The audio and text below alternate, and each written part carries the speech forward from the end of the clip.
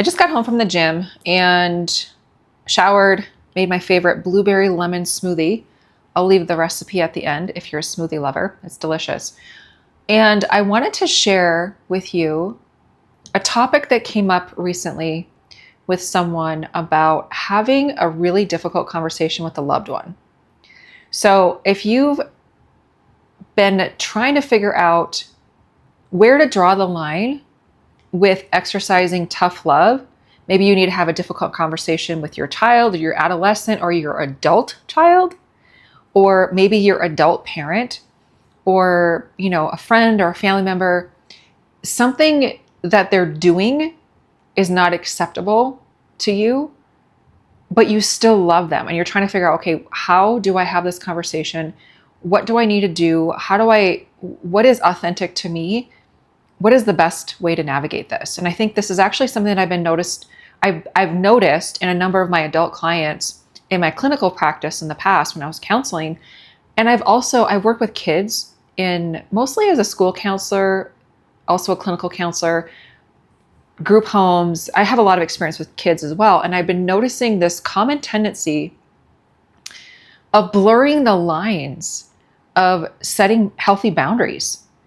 And so I'm going to share something with you because I shared this with this person that I had a conversation with today who's trying to figure out how to navigate having a difficult conversation with an adult child that's struggling with something that is not healthy, right? So I'm going to share this story with you that happened about 25 years ago. Now, don't judge me until you hear the end of the story. I mean, you can judge me if you want, but okay. Here's a story that drives home the message of this video. I was a nanny in my early 20s. This is like 20 some years ago. I was a nanny. I had been a nanny for a number of different families, but this particular family had two boys. One of them was age 5, and the older boy I think he was around 8 years old when I started. Now, the older boy, fiery spirit. Man, I loved his spirit. He was just such a fighter. And that served him well because he was actually diagnosed with leukemia at age 3. And for 5 years, he was in and out of hospitals, chemotherapy, fighting for his life. And he had gone into remission shortly before I started this nanny position. Now, you can imagine, number one, what the kid dealt with, what his childhood was like for those 5 years, right? Number two, how his parents were trying to navigate, okay, now how do I be a parent now for my healthy child that's not in and out of hospitals? Where are the boundaries now? I didn't have to exercise boundaries as much. And now I have to figure out, how do I exercise boundaries, right? So let's just say, when I stepped into this position, he didn't have a lot of practice being held accountable, right? Being held accountable for things that kids do, right? And so one day, I don't remember the exact situation, what was the behavior that he did that wasn't acceptable, for the house rules. I don't remember the exact details of that, but I do remember him refusing to pay the consequence, so to speak. So the consequence, I do remember, is a timeout. So one of the things that the family did was, have a timeout in their bedroom to calm down and reset, right? He refused, though, to follow through on that step. He refused to go to his room. He refused a timeout. He was basically really pushing back. Now, I'm a very loving person. I've always been just very tender-hearted, especially towards children and animals. I was even named the kid whisperer at one of my counseling positions when I was working with kids because, a lot of the teachers and staff just recognize I really love children, and they tend to open up to me and, share things with me. Anyway, regardless, even though I'm tender-hearted, I know the importance of setting healthy boundaries and holding children accountable. It actually communicates love, which is sometimes counterintuitive. And I know that society today is kind of bent over backwards, where so many parents and adults are afraid of their kids, where they're trying too hard to be their best friend. That is not helpful for a child. So despite, in in addition to my compassion and my sensitivity and my patience and my calm demeanor most of the time, I knew I needed to hold the line. I knew that I needed to exercise consistent boundaries with him to show him that the behavior is not acceptable, but he is. Regardless of what he does, he is lovable. He is worthy. Separate those two. He needed to know that he, in the essence of who he is as a beautiful child, that he's going to be loved no matter what he does. And what he does, there may be consequences, right? And so he refused to go to his room. His bedroom was upstairs. What I did is I calmly picked him up. His arms were like at his side. So I basically went behind him. I wrapped my arms around him and picked him up like this. Now, in retrospect, was that the most efficient thing to do? I mean, I could be judging myself here too, but I'm going to say the end of the story ends very well. And just hear me out here. So I wrapped my arms around him. I picked him up. I carried him up to his bedroom. He is kicking and screaming and having a temper tantrum, right? He is not having it. He is not happy that I am holding the line with him. Mind you, he hadn't had a lot of practice with that, right? So he's like, who is this, this person who I'm just getting to know, and she is, exercising, following through. So anyway, he's in his bedroom. I close the door and I'm holding the handle because he is fighting to get out and kicking and screaming and really having a tough time. I was exercising, taking slow, deep breaths, regulating my nervous system, calming myself down so that I can have a mature conversation with him when he calmed down. I don't remember how many minutes. Again, this was like 20 some years ago. I don't remember all those details, but after some time, he did calm down. I could tell that he was calmer, he was quiet. And so I asked him if I could come into his room. I asked permission. He said, okay. I come in, I ask if I can sit down on the bed next to him. And the reason I did that is, even though you might be an authority figure or your parental figure or whatever, we don't need to be super authoritative in our body language, right? Like we can be an authority figure, but with love and with compassion and acknowledging that I'm with you in this, right? And so part of the reason why I did that is to be at his level and have an honest conversation with him. And the takeaway, I don't remember the exact words that I shared with him, but the takeaway message that I was trying to relay to him is that, hey, I adore you. You are so lovable. And what you did here is not allowed in the house. It's not okay for you. It's not okay for your brother. It's not okay for another child. And if and when someone does that, these are the consequences. And so I was just communicating that there's separateness here, right? There are guidelines and rules and regulations that we need to follow in society as well that have consequences, but it doesn't dictate your worthiness or your lovability, right? So that was a great conversation. Now, fast forward, the end of that shift, parents come home, and I'm thinking to myself, oh man, I may have just got myself into some trouble here because, he could tell his parents, oh, Laurie brought me up to my room. And, anyway, this is what happened. And this just melts my heart. And this is the reason why I'm sharing this story with you, because I hope that it helps you exercise more discernment in whatever kind of relationship you're navigating. When I was about to leave, I was about to walk out the door, he said, wait, Laurie. He runs up to me, wraps his arms around my waist and hugs me so tightly and says, I love you, Laurie. Oh my God. It melted my heart.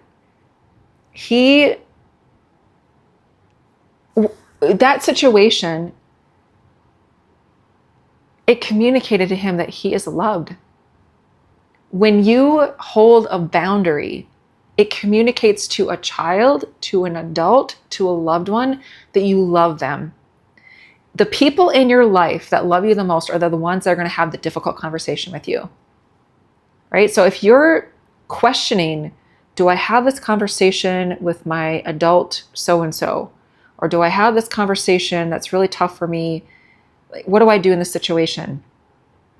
I highly encourage you to get quiet, sit with yourself for a moment, and ask yourself, like, if I don't have this conversation, will I regret it? Because I'll tell you, I've actually worked with people, mostly clients, who are living with regrets, or, we had to work through healing some of the regrets that the woulda, coulda, shoulda. I wish I would have had this conversation with that person who was in a lot of pain, and I didn't know that they were in that much pain and their addiction took them, or whatever. There are so many different situations that they reflect back on and they wish they would have had that difficult conversation.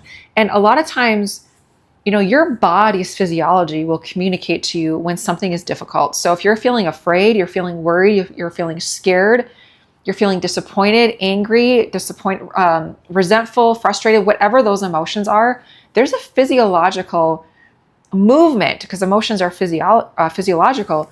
And so oftentimes you might feel disturbing sensations in your body, and you might think, oh, because I feel this way, then I need to avoid this.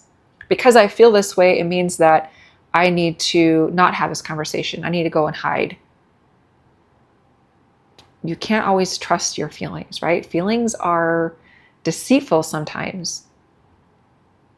One of the things that I encourage this person, after getting more information, conversation that I had with this person today, what I encourage her with is to do it scared. Because it was clear to me at the end of the conversation that if she didn't have this tough love conversation with her adult child, that she was going to feel regretful, right? And so this uneasiness that she was feeling was kind of moving her closer to avoidance, but she needed a little bit of a validation that actually, no, her gut was telling her the truth. Her gut was saying, no, you need to have this tough conversation. And so I hope that's helpful for you. I'm curious if you've either had to have a tough conversation with a loved one and how that turned out, or if you're actually trying to figure out what is the boundary in having a tough conversation with a loved one and exercising that tough love. I think one of the other things that I wanted to share that kind of sort of relates to this, I think, is going back to the concept of society. I feel like society, there's a tendency of way too much leeway, giving especially kids, but adults too, because come on, if the adults don't get the boundaries when they're young, they grow up to be adults.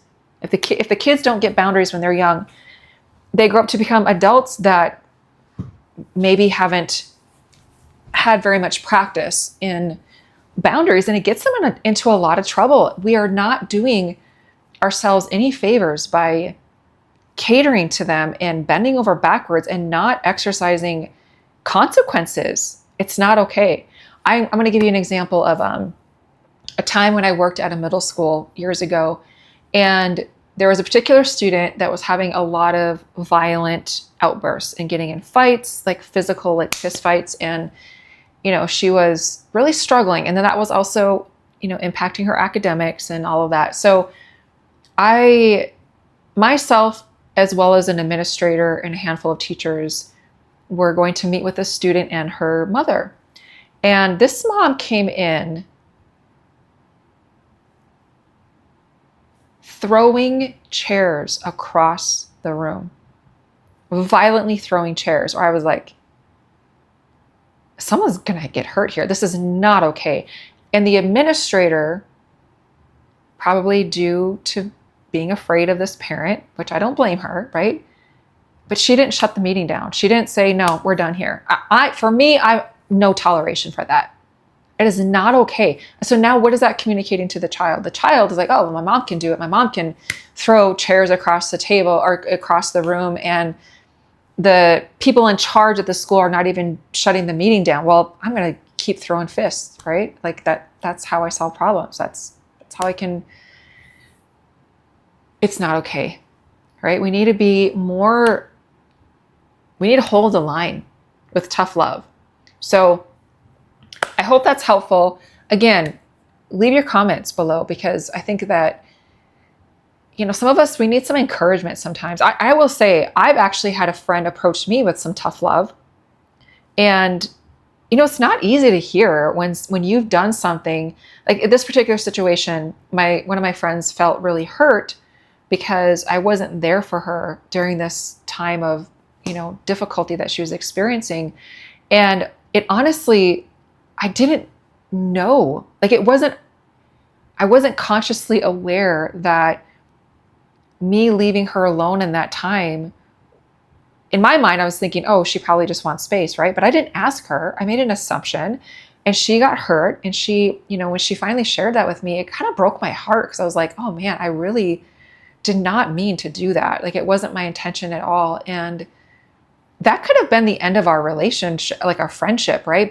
But we actually were able to use that as a form of healing. And I was able to be a lot more cognizant of what her needs were. She was able to communicate how I hurt her, even if it was unintentional. And we were able to mend that. And so, sometimes you might have these tough love conversations, and it might just bring awareness to that person. They might actually be very open and receptive, but they don't really know that they're doing anything wrong, right? So that could also be another potential situation. I know there are a lot of different situations out there where we need to exercise tough love. So I'd just be curious to hear what you may have experienced and how we can encourage each other. So hope you have a great day.